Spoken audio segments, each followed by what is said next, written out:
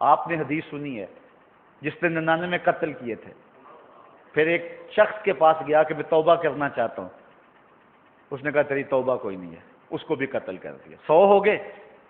اب دل میں آرزو جاگی، امنگ پیدا ہوئی، پھر خواہش پیدا ہوئی، کسی عالم سے پوچھا کہاں فلاں بستی میں اللہ والے رہتے ہیں، حدیث صحیح ہے، صحاح ستہ میں ہے، روایت حضور نے کی ہے، آقا کریم نے سنائی یہ بات صحابہ کو، بنی اسرائیل کی روایت ہے۔ تو کیا ہوا کہ وہ چل پڑا اللہ والوں کی بستی کی طرف، ابھی منزل پہ نہیں پہنچا تھا، راستے میں تھا، راستہ آدھا بھی طے نہیں ہوا تھا، تھوڑا طے ہوا تھا، زیادہ باقی تھا کہ موت آ گئی۔ اب جنت والوں کا تقاضا تھا توبہ کرنے جا رہا ہے، جہنم والے فرشتے کہتے تھے 100 آدمیوں کا قاتل ہے، ابھی توبہ کی تو نہیں۔ اللہ تعالیٰ نے تیسرے فرشتے کو بھیجا، جا کے ان میں فیصلہ کر۔ کیا فیصلہ ہے؟ زمین ماپ لیں، اگر آگے سے زیادہ ہے تو جہنم والے لے جائیں، اگر پیچھے زیادہ ہے، آگے تھوڑی رہ گئی ہے، ولیوں کی بستی کے نیڑے ہو گیا تو جنت والے لے جائیں۔ زمین آگے زیادہ تھی لیکن اللہ نے حکم دیا آگے والی زمین تو سمٹ جا، پیچھے والی زمین تو پھیل جا۔ جب زمین ماپی گئی تو آگے جگہ تھوڑی تھی، پیچھے زیادہ تھی، جنت والے اس کو نوری لباس میں حریر و دیباج میں لپیٹ کر کے اس کی روح کو جنت میں لے گئے۔ بنی اسرائیل کا 100 اشخاص کا قاتل ولیوں کی چوکھٹ پہ جا رہا ہے، ابھی پہنچا نہیں، راستے میں موت آ گئی تو جنت والے لے گئے، اور جو داتا کی چوکھٹ پہ پہنچ کر جان بازتے ہیں پھر ان کو جنت والے کیوں نہیں لے گئے ہوں گے؟ ان کو جنت والے کیوں نہیں لے گئے ہوں گے؟ سعادت مند ہیں وہ لوگ جن کو وہاں موت آئی، ولی کے قدموں میں موت آئی۔ گر وقت اجل سر تیری چوکھٹ پہ دھرا ہو، جتنی ہو قضا ایک ہی سجدے میں ادا ہو۔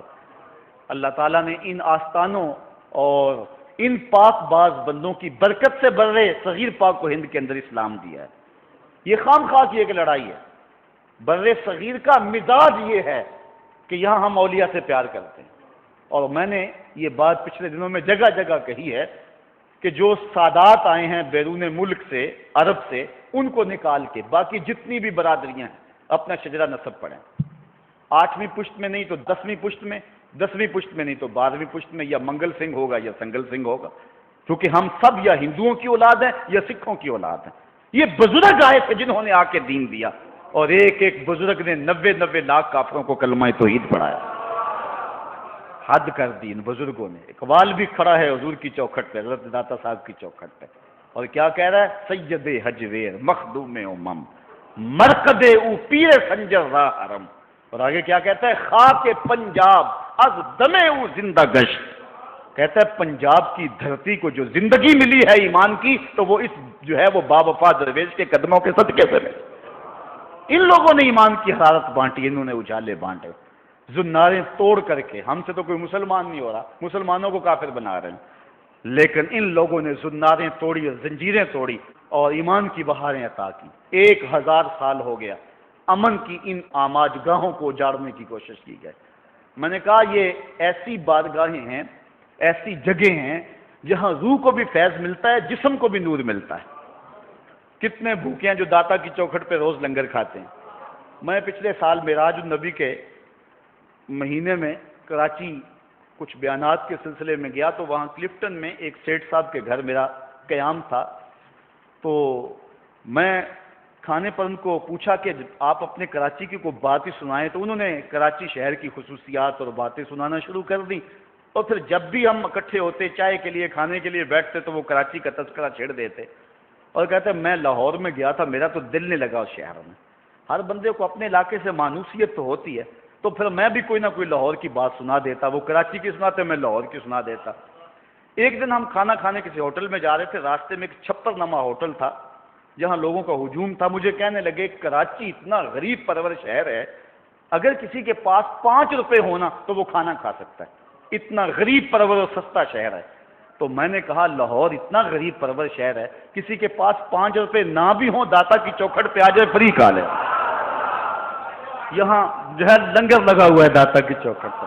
تو وہ سیٹھ صاحب ہنسنے لگے، کہنے لگے نہیں داتا کی چوکھٹ کا مقابلہ تو نہیں ہے نا۔ تو میں نے کہا تم کراچی کی بات کی، میں نے لاہور کی بات سنا دی، اب آگے بڑھو نا کدھر چلتے ہو۔ تو یہ محبت میں باتیں ان سے ہوتی رہتی۔ تو یہاں لنگر لگا ہوا ہے، دن کو بھی لگا ہے، شام کو بھی لگا ہوا ہے۔ اللہ اکبر۔ اچھا دہشت گردوں نے یہ چاہا تھا کہ ہم اس عمل سے داتا کے دربار کی رونق کو کم کر لیں گے، لیکن ممکن نہیں ہوا۔ مون مارکیٹ میں حادثہ ہوا، پورا مہینہ وہاں گاہک نہیں گئے۔ جس دکان میں بم پھٹتا ہے ادھر گاہک نہیں جاتا، ڈر لگتا ہے، خوف لگتا ہے۔ لیکن یہ تاریخ کا ریکارڈ ہے، ساری رات لوگ لاشیں اٹھاتے رہے اور فجر کی جب اذان ہوئی تو پوری مسجد نمازیوں سے بھری ہوئی تھی۔ یہ ہے داتا کا بانک پن، یہ ہے ولیوں کی زندگی۔ فقیر نام تنا دا باہو، قبر جنا دی جیوے ہو۔ آپ بھی چلے جائیں، دن کو چلے جائیں، رات کو چلے جائیں، کڑکتی دوپہر پہ چلے جائیں، برستی بارش میں چلے جائیں، کرفیو لگا ہو یا ماشاء اللہ کا ماحول ہو، دفعہ 144 ہو یا عید کا دن ہو، چھٹی کا دن ہو یا ورکنگ ڈے ہو، ماحول میں سیاسی گرمی ہو یا کہ منڈے کے دن ہو، جب بھی جائیں، جس وقت بھی جائیں، داتا کی چوکھٹ پہ ہجوم آج کا دیکھیں گے۔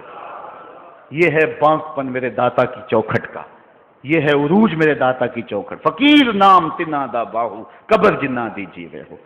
آپ کو موقع ملا ہوگا جہانگیر کے مقبرے پہ بھی جانے کا، وہاں دن کو بھی حسرتیں برستی ہیں، رات کو تو برستی ہیں۔ وہاں قرآن پڑھنے والے لوگ نہیں ملیں گے، تاش کھیلنے والی ٹولیاں بیٹھی ہوں گی۔ وہاں تازہ پھول نہیں ہیں، جانوروں کی بینٹیں ہیں۔ بالکل ملکہ نور جہاں کا مقبرہ ساتھ ہے۔ جب بادشاہ تخت پہ بیٹھتا وہ پیچھے بیٹھتی، بادشاہ کا کوئی فیصلہ اسے ناپسند ہوتا پیچھے سے کمر ٹھونکتی، بادشاہ فیصلہ تبدیل کر لیتا۔ جس کے اشارہ ابرو پہ ہندوستان کی تقدیر کے فیصلے لکھے ہوئے تھے، آج اس کی قبر پہ بھی حسرتیں اور اندھیرا ہے۔ ان کی بیٹی ہے زیب النساء، جس نے اپنے باپ سے چوری دیوان لکھا تھا، دیوان مخفی۔ اس کا اپنا شعر اس کی لوح مزار پہ لکھا ہے، بر مزار ماں غریباں، نہ چراغے نہ گلے، نہ پرے پروانہ سوزت، نہ صدائے بلبلے۔ ہم غریبوں کی قبر پہ نہ کوئی چراغ جلانے آئے گا، نہ کوئی پھول ڈالنے آئے گا، نہ کسی بلبل نے گیت گانے ہیں اور نہ کسی پروانے نے پر جلانے ہیں۔ یہ راوی کے اس پار کی کہانی ہے۔ اور اگر راوی کا کنارہ پار کر دیں، یہاں تو لکھا ہے بر مزار ماں غریباں اور وہاں لکھا ہے گنج بخشے فیض عالم، مظہر نور خدا، ناکساں را پیر کامل، کاملاں را والذین یؤذون المؤمنین والمؤمنات بغیر ما اکتسبوا فقد احتملوا بہتانا واثما مبینا۔ کہا جو مومن مردوں اور مومن عورتوں کو اذیت دیتے ہیں، اللہ اکبر، اور اللہ تعالیٰ ان کے لیے سخت مذمت فرمائی۔ اور حضور کا یہ فرمان پھر سنیے، من عاد لی ولیا فقد آذنتہ بالحرب، جو ولی کے ساتھ دشمنی رکھتا ہے میرا اس کے ساتھ اعلان جنگ ہے۔ اللہ ہمیں ولیوں کا نوکر رکھے۔ صاحبو یہ سعادت مندی ہے۔ ملا رومی نے بڑی خوبصورت بات کہی۔ علامہ رومی کا ہمارے سے تعلق ہے نا، اقبال کے مرشد ہیں، اور اقبال نے یوں ہی مرشد نہیں مان لیا، اقبال نے بڑی محنت سے مرشد پکڑا ہے۔ کبھی وہ کہتا میں جو ہے وہ راضی کو مرشد بناؤں، کبھی کہتا تھا رومی کو بناؤں۔ عالم تھا نا، پڑھا لکھا تھا، فلسفی تھا، کبھی سوچتا استدلال کا شہنشاہ تو راضی ہے۔ اسی کشمکش میں گزری میری زندگی کی راتیں، کبھی سوز و ساز رومی، کبھی پیچ و تاب راضی۔ لیکن پھر آگے جا کے اقبال کہتا ہے نئے مہرہ باقی ہے، نئے مہرہ بازی، جیتا ہے رومی، ہارا ہے راضی۔ تو وہ رومی کہتے ہیں تو خدا خواہد کے پردہ کس درد، میل شندر تانائیں پاکاں براد۔ جب اللہ کسی کا راز فاش کرنا چاہتا ہے تو نیک بندوں کے لیے اس کے دل کے اندر تانہ زنی پیدا کر دیتا ہے۔ اللہ ان پاک بندوں کی سنگت نصیب فرمائے۔ اللہ اپنی یادوں اور محبتوں کا سرمایہ دے۔ وآخر دعوانا ان الحمدللہ۔